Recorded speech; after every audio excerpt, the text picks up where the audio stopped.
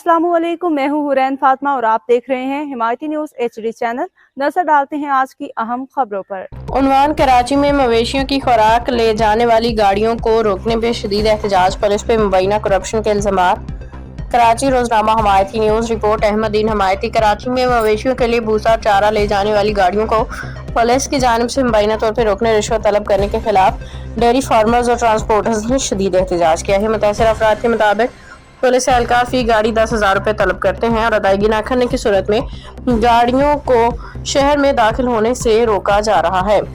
और ज़राए के मुताबिक इस सूरत हाल के बायस लाखों मवेशी खुराक की कमी का शिकार हो रहे हैं। ख़ुसूसन रमज़ान मुबारक के महीने में यह मसला मज़ीद संगीन सूरत इख्तियार कर गया है। ट्रांसपोर्टर्स का कहना है कि मोटरवे पुलिस उन्हें बगैर किसी रुकावट के बाइज़ तरीके से गुजरने देती है, ताहम कराची में दाखिल होती मुकामी पुलिस की जानिब से हरासानी का सामना करना पड़ता है। डेयरी फार्मर्स बशीर अहमद बरगजी ने कहा कि यह कारोबार गुज़िश्ता 50 सालों से जारी और मुकम्मल तौर पर जायज़ है, मगर चंद पुलिस अफसरान के रवैये ने उनका जीना मुश्किल बना दिया है। उनका कहना था कि भूसे की कीमत जो पहले 700 रुपये फी मन थी, अब बढ़ के 1500 से 1550 रुपए तक पहुंच चुकी है, जिसकी बड़ी वजह सप्लाई में रुकावटें हैं। दूसरी जानिब डेयरी फार्मर्स के नुमाइंदगान जिनमें चौधरी अब्दुल हमीद गुज्जर, शौकत मुख्तार, मोहम्मद अरशद चौहान, शाह मोहम्मद रफ़ी खान बुखारी, उस्मान गुज्जर, अशरफ जलाल, हाजी गुल सिठार और गुलाम अली सिठार बेनजीर में शामिल हैं, ने कमिश्नर कराची से मुतालबा किया है कि दूध की कीमत का जायज़ नोटिफिकेशन जारी किया जाए और डेयरी इंडस्ट्री को दरपेश मसाइल का फौरी हल निकाला जाए। फार्मर्स ने मजीद मुतालबा किया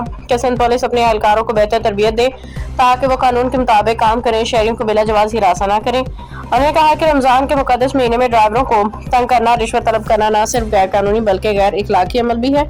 मुतासर अफराद ने जवेद आलम ओढ़ू और मुराद अली शाह से अपील की है कि इस मामले का फौरी नोटिस लिया जाए, वाज़ेह सुपीस जारी किए जाए, जिम्मेदार एहलकारों के खिलाफ सख्त कार्रवाई अमल में लाई जाए ताकि मवेशियों के लिए खुराक की तरसील बिना रुकावट जारी रह सके। अस्सलाम वालेकुम दोस्तों, कहिड़ा हाल अथव दोस्तों? असां ॾिठो पिए जेको सुबुह खां वठी रमज़ान जो महीनो पियो हले, गर्मीअ में उन में रोज़े सां हीअ जेके उस्ताद हुआ ज़लील थी बेठल हुआ, ॿ टे पुलिस वारनि खे बीहारियो वेठा हुआ। त असां अॼु उस्ताद वारनि खां पुछा कयो त कहिड़ो मसइलो आहे, छो अव्हांखे पुलिस वारनि बीहारियो आहे? त उस्ताद वारा वधीक अव्हांखे ॿुधाईंदा त कहिड़ो मसइलो आहे, छो हिननि खे बीहारिनि था? जी उस्ताद। असांजो असांजो अर्ज़ु इहो आहे त असां पोइ जा वापारी आहियूं जी, दादू ककड़ मां जी, बशीर अहमद भुरगड़ी ऐं ॿिया असांजा दोस्त जेके आहिनि सभु असां वापारी। हिते खाणो एसे छो असांजूं गाॾियूं कल्ह खां वठी हिते बंदि कयूं अथसि, रोड ते बि न, पर हेॾे असांखे हिननि ॻोठ जे पुठियां पहाड़ी में गाॾियूं असांजूं बीहारी बीठो आहे। ड्राइवर वीचारा उन ते तसा रोज़नि सां न पाणी जी सहूलियत न मानी जी सहूलियत आहे। असां सां ज़ुल्म आहे, ज़ाहिर ज़रूर त सिधी ॻाल्हि त इहा ई आहे त असांजी गाॾी जेका उतां अचे थी इहा पोइ हिते 10,000 रुपया फी गाॾी ते असां वठनि था। हे पुलिस 10,000 रुपया वठे थी। अॼु टियों महीनो आहे असां बचनि जी रोज़ी पिया था कयूं, पर जे यकीन कंदो त असांजा ईअं सम्झो 4-5 करोड़ रुपया पुलिस खाई वई आहे। हीअ पुलिस न आहे, हीअ धाड़ेल आहिनि, हे वॾा धाड़ेल आहिनि। असां वटि हे रोड ॿिया धाड़ेल त फुर कयूं हलिया वञनि था, हीअ रोडनि ते सरेआम बीठा आहिनि, सरेआम असांजे गाॾियुनि खां लुटनि था, असांजे ड्राइवरनि खे मोचड़ा था आणनि, मार था कनि, मारियूं मार था ॾियनि। ऐं असां शरीफ़ माण्हू वापारी इज़त भरिया माण्हू आहियूं, असांजो कारोबार आहे 50 साल खां वठी कारोबार आहे। ऐं जे असां ही बोह असां न खणी ईंदासीं कराची, उते लखनि जी तादाद में मेहूं ॿधी पियूं आहिनि, जेके उहे उन्हनि जो चारो आहे। ऐं उहे मेहूं जेके आहिनि उन्हनि खे चारो जेसिताईं बोह न मिलंदो त हुननि जो गुज़र सफ़र न कंदो, न थींदो। ऐं हीअ जेका असां उन्हनि खे हिन महिल जेको असांजी पुलिस बंदिश थी करे, इन जे करे उते 1400-1500 रुपया मण थी वियो आहे। छो जो हीअ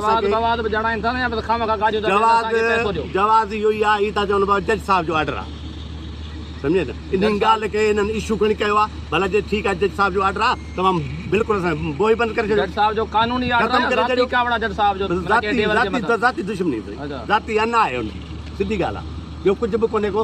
ऐं असां उन्हनि खे चऊं था, असां था चऊं त बाबा तव्हां वॾा वॾा ॿिया वञनि था पिया, तव्हां 10 व्हीलर ॾिसो, वॾा डंपर असांखां मथे फुल वञनि था पिया, उन्हनि खे केरु रोके कोन थो। जंहिं गाॾी में पोइ भरियल आहे उन पोइ वारी गाॾी खे रोकनि था। जॾहिं चांवरनि जो छिलको ओवरलोड फुल अचनि त उनखे नथा रोकनि। जंहिं गाॾी में पोहा चवंदा हुआ पोहा पोइ बंदिश आहे, जज साहिब पोइ जी बंदिश कई आहे।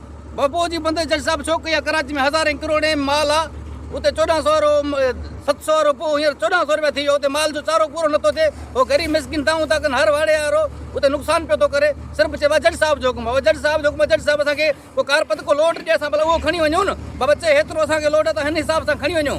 चवंदा कि बाडी जे अंदरि खणी बाडी अंदरि को पोइ खणी वञूं ॿियो जेको लोड व्हीलर ॿियो जेको वञे थो बाडी खां अलाए केतिरो मथे आहे उहा का 5 गाॾियूं कॾहिं के चालान कयूं कोन्हनि जेको सबूत को ॾियनि कंहिंखे बि कोन था ॿियनि जेका पोइ वारी गाॾी ॾिसनि था बाबा बीहो 10,000 ॾे पोइ वञो पोइ गाॾी का पोइ का ॻाल्हि ई कान्हे का बाक़ी जिते चालान 50,000 चालान असांजो इहो अर्ज़ु आहे त हीउ जेको बोह जे नाले सां जीअं हिकिड़ो को न को जानवर मरी वेंदो आहे ऐं गिजूं अची लांदियूं आहिनि मथां त बोह जी गाॾी खे ई ॾिसनि था पुलिस वारा त सिपाही जेको आहे पंधु पैदल आहे उहो बि असांजी गाॾी खे अची रोके थो ऐं हुनजी बेइज़ती थो करे ड्राइवर जी जे मोबाइल आहे त मोबाइल उहा अची पहुचे थी जे मोटर साइकिल ते आहे त मोटर साइकिल ते अची पहुचे थो असां सां सरासर जाती आहे वॾो ज़ुल्म आहे ऐं उन खां बाद में मोटर पुलिस खे माशाल्लाह सां सलाम था पेश कयूं भला जॾहिं जज साहिब जो ऑर्डर आहे त भला माल जैकमाबाद खां ऐं कंदकोट खां अलाए किथां पोइ अचे थो ककड़ मां अचे थो खेरपुर मां अचे थो मेहड़ मां अचे थो उते जज साहिब कोन्हनि छा उतां पोइ अचे थो हिते जज साहिब जो ऑर्डर हिते आहे रुगो कोटड़ी ऐं जामशोरे ऐं खानोठ में जज साहिब रुगो हिते असांखे बंदि थो करे अची हिते 10-20,000 रुपया चालान करे थो 50,000 जो फाइन हणे थो हाणे असां ग़रीब मिसकिन माण्हू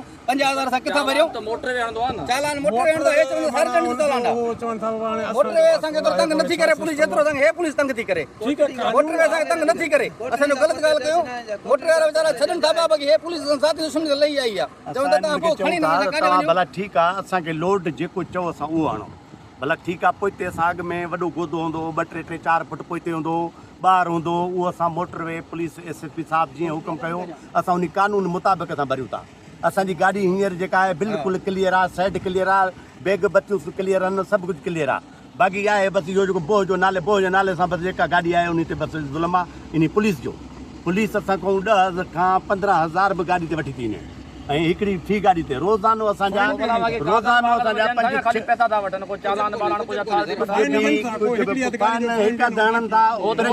प्रेशर करण लाइ न हीअ साईं सिंध पुलिस न चवंदो चालान करण के ॿिया मोटर जो कमु आहे सिंध पुलिस न हीअ त ट्रैफिक पुलिस बि कोन्हे थाणे जो पुलिस आहे मुंहिंजे घर बसि हीअ असांजे लाइ सभु ऑफिस मज़ीद अपडेट्स के लिए देखते रहें हिमायती न्यूज़ HD चैनल।